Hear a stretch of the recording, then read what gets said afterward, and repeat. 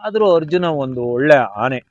ನಾನು ಅವತ್ತು ಬೆಳಿಗ್ಗೆ ಹಿಂದಿನ ದಿವಸ ಕ್ಯಾಂಪಿಗೆ ಹೋದಾಗ ಅರ್ಜುನಿಗೆ ಮದ ಬಂದಿತ್ತು, ಮೈಗೆಲ್ಲ ಮಣ್ಣು ಹಾಕ್ಯಂತಿತ್ತು. ಆದರೆ ಎದುರುಗಡೆ ಒಂದು ಕಾಗೆ ಭಾರೀ ಕೂಗ್ತಾ ಇತ್ತು. ನನಗೆ ಯಾಕೋ ಕಿರಿಕಿರಿ ಆಯ್ತು, ಈ ಕಾಗೆ ಯಾಕೆ ಹಿಂಗೆ ಕೂಗ್ತದೆ ಅಂತ. ನಾನು ಆವಾಗ ಕೂಸಪ್ಪ ಅದೇನೋ ಹೇಳಿ ಒಂದು ಸಿಗ್ನಲ್ ಮಾಡಿದ ಕೂಡಲೇ ಒಂದು ಏಟು ಹೊಡೆದು ಸರಿಯಾಗಿ ಹೊಡಿತು. ಅದು ಎಷ್ಟು ಜೋರಾಗಿ ಹೊಡಿತು ಅಂದರೆ ಅರ್ಜುನ ಆ ಕೋರೆದು ಸೌಂಡು ಪಕ್ಕದ ಹಳ್ಳಿಗೆಲ್ಲ ಕೇಳಿಸಿದೆ. ಚಟಿ ಇದಂತ ಸೌಂಡ್ ಬಂತು.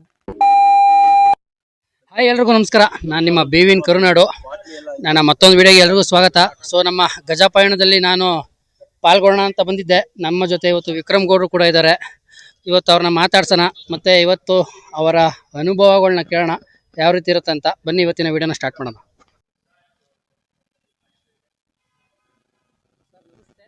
ನಮಸ್ಕಾರ. ಹೌದು, ಸ್ವಲ್ಪ ಈಗ ಹಿಂದಕ್ಕೆ ಹೋಗೋಣ ಸರ್. ನಮ್ಮ ಅರ್ಜುನ ಹಿಂದೆ ಬಲರಾಮ, ಆ ಆನೆಗಳ ಹಿಂದಕ್ಕೆ ಅಲ್ಲಿನ ಆ ಆನೆಗಳ ಹಾವಭಾವ ಹೇಗಿತ್ತು, ಆ ಆನೆಗಳ ನಡವಳಿಕೆ ಮತ್ತೆ ಗಜಗಾಂಭೀರ್ಯ ನಡಿಗೆ ಅವ್ರ ಬಗ್ಗೆ ಏನಾದ್ರು ತಿಳಿಸ್ಕೊಳಕ್ಕಾಗುತ್ತೆ ಸರ್? 1987-88 ಇರ್ಬೋದು, ಇಲ್ಲ 90 ಸಮಯದಲ್ಲಿ ಸಕಲೇಶಪುರ ಮತ್ತು ಕೊಡಗಿನ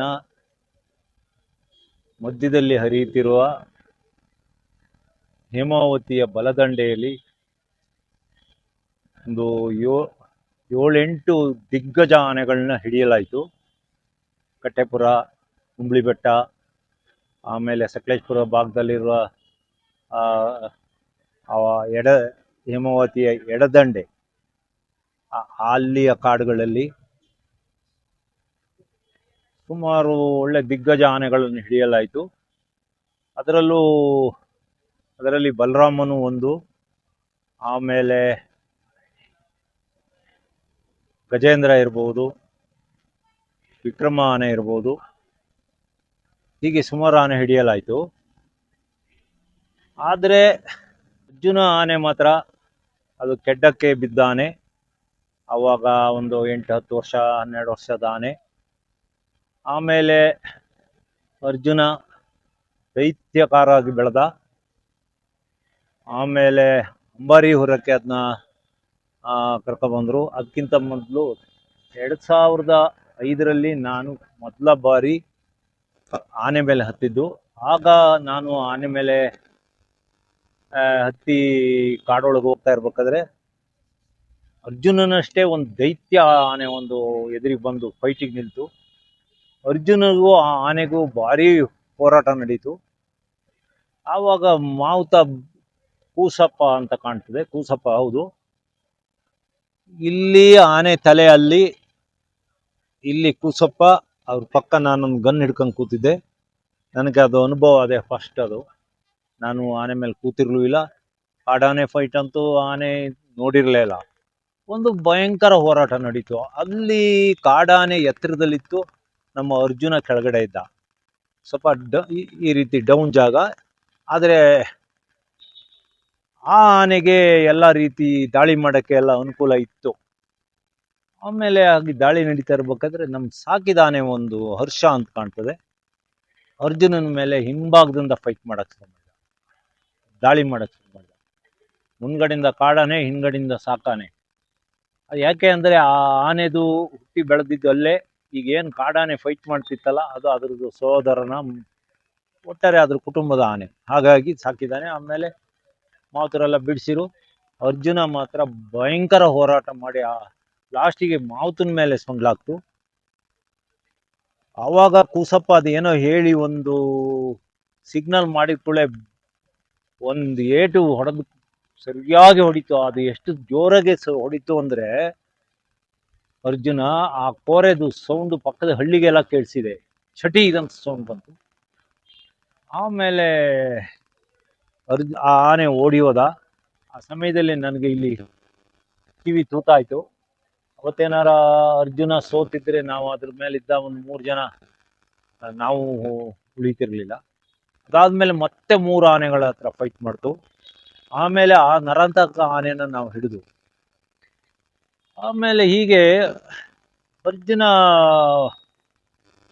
ಒಬ್ಬ ಒಳ್ಳೆ ಫೈಟರ್, ಒಳ್ಳೆ ಆನೆ, ಆದರೆ ಒಂದು ಸ್ವಲ್ಪ ಶಾರ್ಟ್ ಟೆಂಪರ್ ಜಾಸ್ತಿ. ನಮಗೂ ಒಂದೆರಡು ಮೂರು ಸತಿ ಅಟ್ಯಾಕ್ ಮಾಡಕ್ಕೆ ನೋಡಿತ್ತು. ಅದು ಏನಿಲ್ಲ, ಕಬ್ಬು ಹಾಕತ್ತಿಗೆ ಕಬ್ಬು ಹಾಕಿದೆ, ಕಬ್ಬು ಹಾಕಿ ಅದ್ರ ಎದುರಿಗೆ ನಿಂತಾಗ ಅದಕ್ಕೆ ಸಿಟ್ಟು ಬಂತು, ಅದಕ್ಕೆ ಎದುರಿಗೆ ನಿಲ್ಬಾರ್ದು. ಆಮೇಲೆ ಅದೆಲ್ಲ ಮಾಮೂಲಿ, ಕೆಲವು ಮನುಷ್ಯರು ಹಂಗೆ ಇರ್ತಾರೆ, ಶಾರ್ಟ್ ಟೆಂಪರ್ ಇರೋದು, ಅದೆಲ್ಲ ಪ್ರಾಣಿಗಳು ಅದೇ ರೀತಿ. ಆದರೆ ಅರ್ಜುನ ಆಮೇಲೆ ಸುಮಾರು ಕಾರ್ಯಾಚರಣೆಗೆ ಬಂತು. ಗುಂಡ ಆನೆನ ಹಿಡಿಯತಿಗೆ ಭಾರಿ ಫೈಟ್ ಮಾಡ್ತು ಗುಂಡನ ಜೊತೆ. ಅವತ್ತು ಆನೆ ಅರ್ಜುನ ಸತ್ತೋದ್ ದಿವಸ ನಾನು ಕಾಡೊಳಗೂ ಇದ್ದೆ. ಒಂದು ವಾರದಿಂದ ಬೇರೆ ಬೇರೆ ಕಾರ್ಯಾಚರಣೆಯಲ್ಲಿ ಅದ್ರ ಹಿಂದ್ಗಡೆನೇ ಇದ್ದೆ. ಅವತ್ತು ಕೆಲವೆಲ್ಲ ಮಿಸ್ಟೇಕ್ ಆದವು, ಅವುಗಳನ್ನೆಲ್ಲ ಹೇಳಕ್ ಹೋದ್ರೆ ಅದನ್ನು ಮುಗ್ದ ಕತೆ ಅವು. ಅದು ಯಾರ್ಯಾರಿಗೂ ಬೇಜಾರಾಗ್ಬೋದು. ಟೋಟಲಿ ಅದೊಂದು ಕಾರ್ಯಾಚರಣೆನೇ ಅಲ್ಲ. ಅವತ್ತು ಏನಾರ ಅಭಿಮನ್ಯು ಆ ಕಾಡೊಳಗಿದ್ರೆ ಈಗ ಅರ್ಜುನ ಇಲ್ಲೇ ಇರ್ತಿದ್ದ.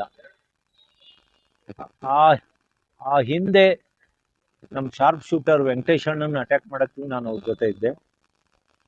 ಆ ವೈಲ್ಡ್ ಭೀಮ ಟಿಸ್ಕೊಂಡ್ ಬರ್ಬೇಕಾದ್ರೆ ನಾನು ಓಡ್ತಾ ಇದ್ದೆ. ನನ್ಗೆ ಒಂದ್ಸತಿ ಹಿಂಗ್ ತಿರುಗಿ ನೋಡಿದಾಗ ಭೀಮನ ಕೋರೆ ಇಸ್ಕೊಂಡು ನನ್ನ ಬೆನ್ನ ಮೇಲೆ ಕಾಣ್ದು.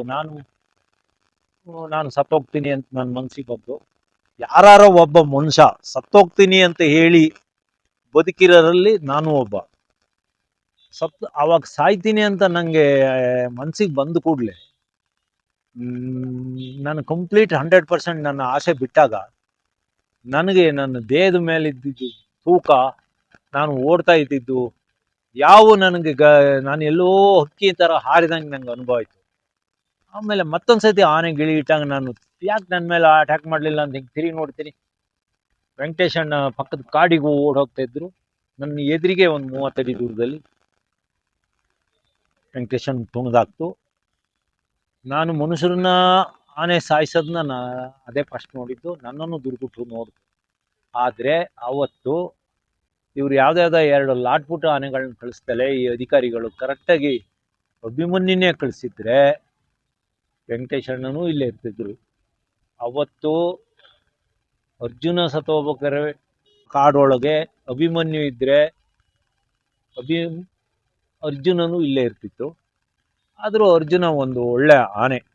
ನಾನು ಅವತ್ತು ಬೆಳಿಗ್ಗೆ ಹಿಂದಿನ ದಿವಸ ಕ್ಯಾಂಪಿಗೆ ಹೋದಾಗ ಅರ್ಜುನಿಗೆ ಮದ ಬಂದಿತ್ತು, ಮೈಗೆಲ್ಲ ಮಣ್ಣು ಹಾಕ್ಯಂತಿತ್ತು. ಆದರೆ ಎದುರುಗಡೆ ಒಂದು ಕಾಗೆ ಭಾರಿ ಕೂಗ್ತಾ ಇತ್ತು. ನನಗೆ ಯಾಕೋ ಕಿರಿಕಿರಿ ಆಯ್ತು, ಈ ಕಾಗೆ ಯಾಕೆ ಹಿಂಗೆ ಕೂಗ್ತದೆ ಅಂತ. ನಾನು ಅಲ್ಲಿ ನನಗೇನು ಇವೆಲ್ಲ ನನಗೆ ನಂಬಿಕೆ ಇಲ್ಲ, ಕೆಲವೆಲ್ಲ ಮೂಢನಂಬಿಕೆ ಅಂತವು. ಆದರೂ ಒಂದು ಕಲ್ಲು ತಗೊಂಡು ಕಾಗೆನ ಓಡಿಸಿದೆ ನಾನು. ಮಾರನೇ ದಿವಸ ಬೇಲೂರು ಮತ್ತು ಮೂಡಿಗೆರೆ ಬಾರ್ಡ್ರಲ್ಲಿರುವ ಕಾನಹಳ್ಳಿ ಫಾರೆಸ್ಟಲ್ಲಿ ಕರಡಿ ಆನೆ ಹಿಡಿಯೋದು ಅಂತಾಗಿತ್ತು. ಎಲ್ಲ ಥರ ವ್ಯವಸ್ಥೆ ಆಗಿತ್ತು. ಅವತ್ತೇನಾರ ಕರಡಿ ಆನೆ ಹಿಡಿದಿದ್ರೆ ಅರ್ಜುನ ಉಳಿತಿದ್ದ. ಕರ್ಕೊಂಡು ಹೋಗಿ ಆ ಕಾಡಿಗೆ ಎಷ್ಟು ಆನೆ ಇದ್ದಾವೆ ಏನಿದ್ದಾವೆ ಅಂತ ಅಲ್ಲಿ ಕಾಡೊಳಗೂ ಯಾರು ನೋಡಲಿಲ್ಲ, ಟ್ರ್ಯಾಕಿಂಗ್ ಮಾಡಲಿಲ್ಲ.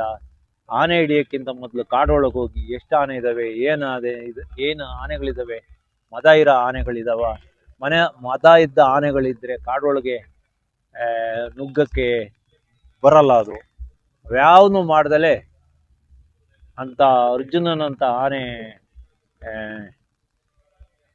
ಎಲ್ಲರೂ ಸೇರಿ ಅದರಲ್ಲಿ ಬೇರೆ ಆನೆಗಳು, ನಮ್ಮ ಆನೆಗಳು ಇರ್ಬೋದು, ಅಲ್ಲಿರೋ ಫಾರೆಸ್ಟ್ನರು ಇರ್ಬೋದು, ಶೂಟರ್ಸ್ಗಳು ಇರ್ಬೋದು, ಎಲ್ಲರೂ ಸೇರಿ ಆ ಅರ್ಜುನ ಆನೆಯ ಬಲಿ ಕೊಟ್ಟರು.